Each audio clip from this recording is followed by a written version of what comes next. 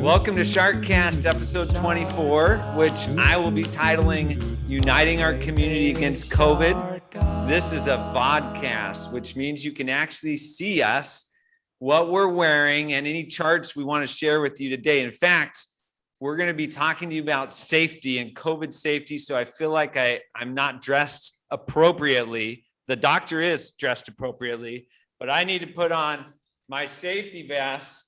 Miss Kay, got your safety vest there. You guys see us every day when you're dropping your kids off at school in our designer vest. You too can get a designer vest. If you contact us, we will arrange with our secret provider to provide you with this beautiful orange vest. It's good at the Rio Sabos Mall or wherever you're going for your social life. Joining us today for our Sharkcast, we have our Principal of the Year, Miss Kay, and our wonderful doctor, Dr. Piedad. Dr. Piedad, how long have you been at IAA and how much do you love being a shark? Yes, hello everybody. I've been here for 20 years. And, only 20 years. 20 years. And to tell you the truth, I love our students. And I'm very glad that we're back on campus. Awesome. 20 years of experience. Doctor, you were probably putting Band-Aids on 2 and 3-year-olds that are now our seniors, the class of 2022. Is that correct? Yes. Some started in nursery 2 or nursery 3, and now they are going to graduate. And hopefully this year they'll be able to have a little party.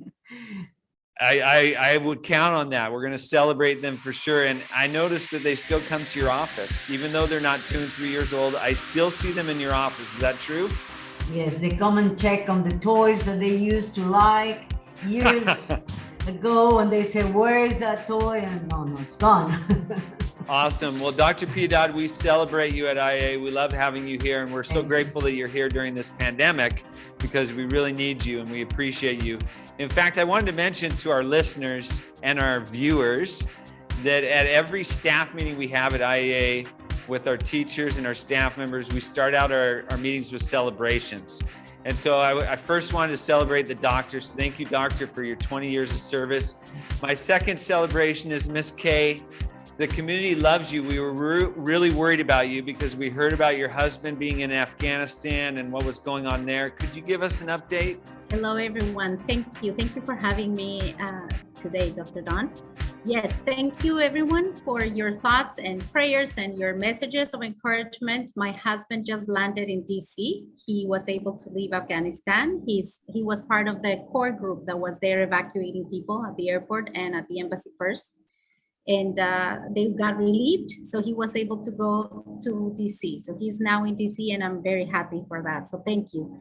We do, in addition to celebrations, we do gratitude. So that's my gratitude for the year, for the entire year, that he's safe and out of Afghanistan. We're still praying for the people who stay there and who are still working hard. Thank you. Well, we're grateful for you, Miss Kay, and we're very grateful that your husband is safe. Thank you so much. While we're dealing with your husband's issue in Afghanistan, I know you were also dealing with the case of COVID in the elementary school. And I know as a team, the three of us, we spent countless hours over a whole week dealing with the protocols and working with the families that were involved. And we're learning all the time. This Sharkcast will focus on how we can unite as a community against COVID based on the science. So for our celebration number 3, I want to celebrate an IAA family. And this is a family in the elementary school that noticed their child at home in the evening time developed a headache and was complaining about a headache. So they decided to get a COVID test right away. They got the results back quickly, and within an hour, they notified the school and said, our child has tested positive for COVID. And so I want to do a shout out to this family and celebrate them because we want to celebrate when we can keep our cases at home and when we can keep our kids safe by communicating with the school if there has been a case of COVID on campus. And we want to make sure that's safe. And we're going to talk about that safety, but I wanted to honor this family. Along with this family, you notice I haven't said what grade level, whether the student is male or female, what the family name is, because at this school, we honor and respect the safety and privacy of each family. We will never share your medical information with anyone else. It's just between us and you. And so if you call the doctor and say, hey, my kid has some symptoms, or I have some symptoms, or whatever the case might be, we will keep that confidential, and the doctor will give you the advice you need to make sure that we stay safe. It's not only illegal and unethical to share this type of information, but it also divides our community as opposed to uniting our community. So at this time, we would ask respectfully for the community to do their part in also honoring the privacy of others. It is inappropriate to ask in a parent chat group or any other parent setting which student has COVID. That's just not right. We got to protect our children. This will allow more parents to feel comfortable with reporting symptoms and testing results, and allow us to implement our contact tracing protocols to assure our classes are safe places to learn. So we want everyone to feel safe. If you have an issue, that's okay. It happens. This is COVID. It's nobody's fault. We didn't want this pandemic, but we have it. And so we need to respect it. We need to respect each other. So perhaps part of what we need to do is go back and review our collective community agreement. Thank you. This, as you remember, parents, was shared with you first last year when we presented to the government our reopening plan. And this was part of it, and it continues being an important part of what we are sharing with you as we make adjustments. We've referred to it several times and we've posted it in our newsletters, but it's always good to remember it together. So one individual's behavior and actions directly impact the health of students, faculty, staff, and their family members. We must all willingly comply with the policies and procedures we have designated to keep everyone safe and healthy.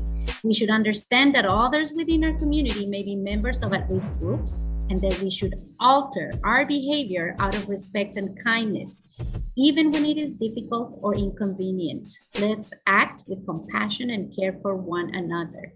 This is especially important because we need to remember that we can't continue as if there's no pandemic.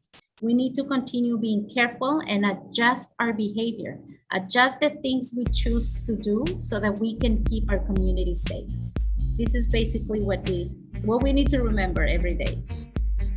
Shark, the K in Shark, remember that it is for kindness, and we have a kind community, and that's why we follow this collective community responsibility. Thank you, Ms. K. Dr. Piedad, you've been dealing with that pandemic for a year and a half now. Talk to us briefly about whether we are handling things the same way this year as we were, let's say, last May or June. Well, we have to continue doing what we were doing last year.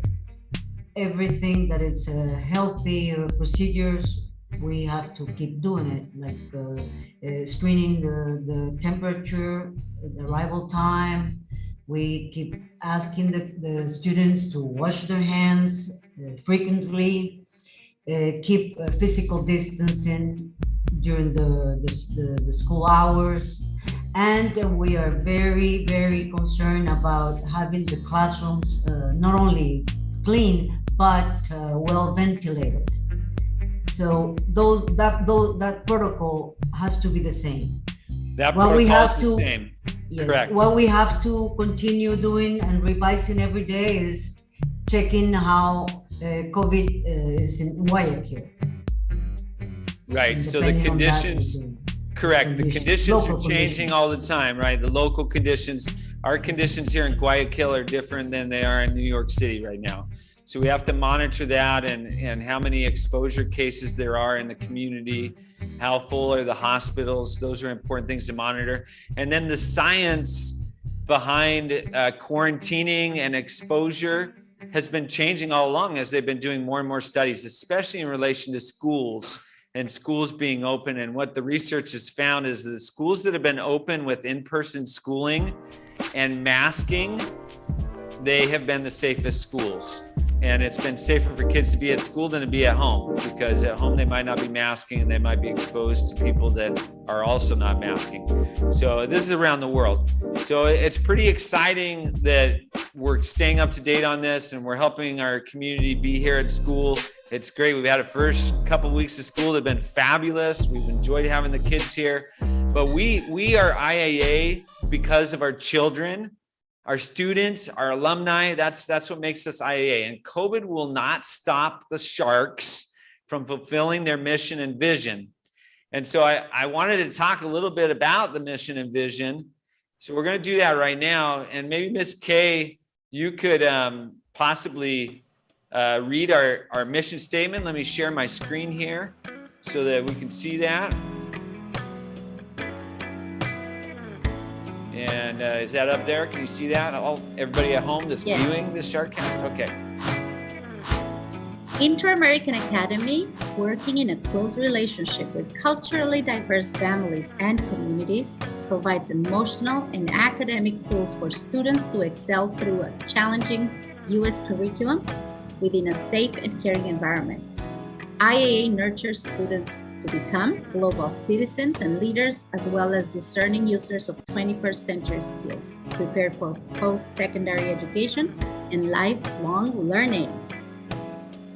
And then Dr. Piedad, you want to? The vision statement is preparing compassionate, happy, successful future global leaders who impact the world in a positive way. Okay, qualified staff in both parents, learning environment, engaged students, inspired learning, global community. Okay, this is why we exist. And our mission and our vision, it's come to pass for the last 42 years, right? You know, we've been having the opportunity to have our alumni go out in the world and be global citizens and leaders in the world, but also our students that are here at IA, they deserve that same opportunity to grow and to learn. And we have been giving them the opportunity to do the best thing for them, which is to be on campus. If we unify as a community, this can continue throughout the year. We can keep them on campus. In order to do that, we really want to make sure that we're learning all the time. And so we are. We want to share with you today some of our learning that took place over these past couple of days for us, and the webinar that we attended with the CDC. As our mission statement announced just now, we follow a U.S. curriculum. We are an American school, and we are connected with the U.S. State Department, and we're very close with the U.S. Consulate. And so one of the things we do is we follow the CDC protocols. So we attended a CDC webinar so we could learn about what the safest way to open schools is. So Ms. Kay, do you want to talk about the key takeaways? Yes, I think it was Tuesday. I'm sorry, I apologize. I think it was Tuesday night. As we were listening to CDC giving their guidelines and explaining so clearly, we were excited to confirm that a lot of the things that we are doing have been done correctly. So for all of you who are listening or watching, students, parents, staff, teachers, students benefit from in-person learning, and we can all agree about that. In order to remain open, we must follow layered preventive strategies, and that includes wearing our masks daily, and a lot of us are double masking. It includes ventilation, proper ventilation in classrooms, hand washing regularly throughout the day, and of course, the vaccination. The vaccination is the leading public health prevention strategy to end the pandemic. The other thing is that CDC guidelines say that all schools should require universal masking for all students, teachers, and staff, regardless of vaccination status or level of community transmission. This is not a problem in Ecuador because everybody, as you know and you've seen, everybody's wearing their masks indoors and outdoors as well. So this is more an issue in the United States where a lot of people are going against the masks, but here in Ecuador and especially at IAA, everybody's wearing their masks. So those were our key takeaways. So this is pretty interesting, Ms. Kay. They showed this graphic to us in the webinar about the different things that you can do to prevent COVID. And what I thought was interesting about this is that within this graphic, We did a handout that we just shared with parents not too long ago that has all of these things already included in it. So we have our act together. Like we would be a model school in the US and in the world when we talk about layers of prevention. So we're going to talk about these layers of prevention right now. There's 9 areas that we can focus on and that the community can help us with. So Ms. Kay, you want to start? Yes, and I do want to thank all the students and parents, families for following our protocols. And mainly right now, because we're talking about masks, thank you for not resisting. This is one of the most important things that we can do right now to prevent COVID, wearing our masks, but not only wearing them properly. So promoting vaccination, we're very glad to report that almost 100% of our faculty is vaccinated right now. Everybody is consistently and correctly, for the most part, wearing their mask. We continue reminding students throughout the day to wear it properly and sending reminders home when necessary. And physical distancing as much as possible throughout the day, especially when it's time to eat, and we're doing so outdoors with proper distance between students. Screening. Thank you, Ms. Kay. I'm going to take your lead where you thank the students. I just wanted to mention this regarding the masking. I'm so proud of our high school students. My wife and I were on a date Friday night, and we were at Laguna Plaza enjoying a romantic dinner. And I looked up on the top patio and I saw our high school students. There was a group of about 10 students that were there having a nice Friday evening socializing. I didn't embarrass them and go over and talk to them or give them a bad time. I just kind of watched them, not spying, but just watching, because they're our students and I'm proud of them. And you know what? They were wearing their mask the whole time. I was so proud of them. Nobody else in the plaza was wearing their mask, but they were wearing their mask. If they needed to get a drink, they got a little drink, and then they put their mask right back on. So, you know, we're proud of our students. Our students do a great job, and we appreciate you parents out there that are teaching your students how to protect themselves so that we can all be a safe community. So screening testing was one of the things that they talked a little bit about. And fortunately for us, we are in the low transmission area right now as a community in Guayaquil. And so they don't recommend that we do screening tests. Screening tests also here, as opposed to the United States, are very expensive. They're about $45 a piece, where in the US, they're free. And so that makes a big difference. But also notice that teachers are not recommended to get screening tests at all if they've been vaccinated, and 100% of our teachers have been vaccinated. So that's a celebration. Ventilation, that's something parents might not be aware of because you haven't been on campus. But in the last year and a half, we've taken walls out of classrooms. We've built new windows in classrooms. We put in all sliding windows that open up. We put fans in all the classrooms, and we keep our doors open so that we have proper ventilation, and that makes a big difference. We also have built a number of outdoor classrooms that we use on a regular basis, because we know that if you're outside, you're the safest, especially if you're masking. We also have our hand washing and respiratory etiquettes. So we're making sure we're using our sinks that are all over campus. And we also have hand sanitizing stations in all of our hallways so that students can constantly be safe with their hand washing etiquette. So that's good. And now, doctor, why don't you talk a little bit about what happens if you get sick now? Yes, this is mainly one of the things that we ask parents. Whenever you have your child with a relevant respiratory symptom, please keep them at home. And if you see that the kid has a cough and shortness of breath and not feeling well, high fever, please have it tested for COVID. Yeah, and the whole time, make sure you call Dr. Piedad. And let us know, yes. Okay, contact tracing with isolation and quarantine. Once we have a student with COVID, we check for all the contact tracing. We check for the students that they have been around the patient. We call the parents and let them know that who they hang around with during the weekend.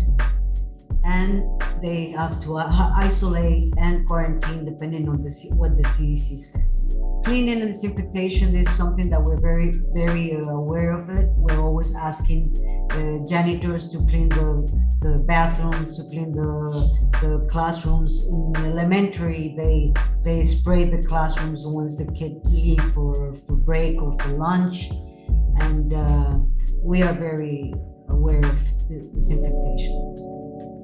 Excellent. Thank you, doctor. And parents, we want to let you know that we love your kids just like our own kids.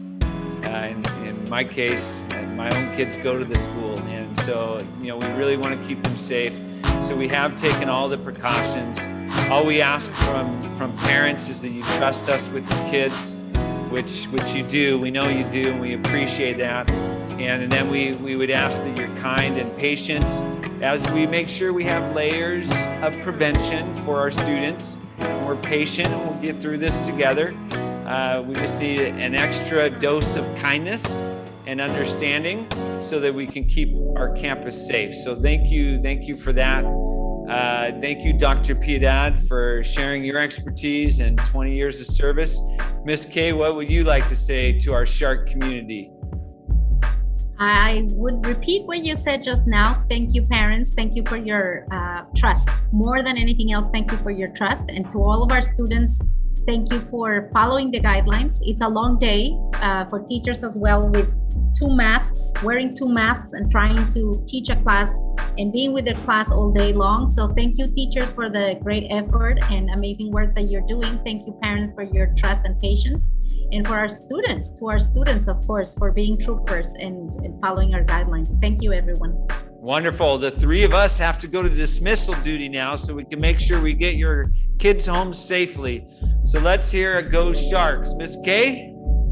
Go Sharks! Dr. Piedad? Go Sharks! Woo! Go Sharks. We love you, IA. How about our Sharkast music provided by our very own IAA students? Check it out in the credits.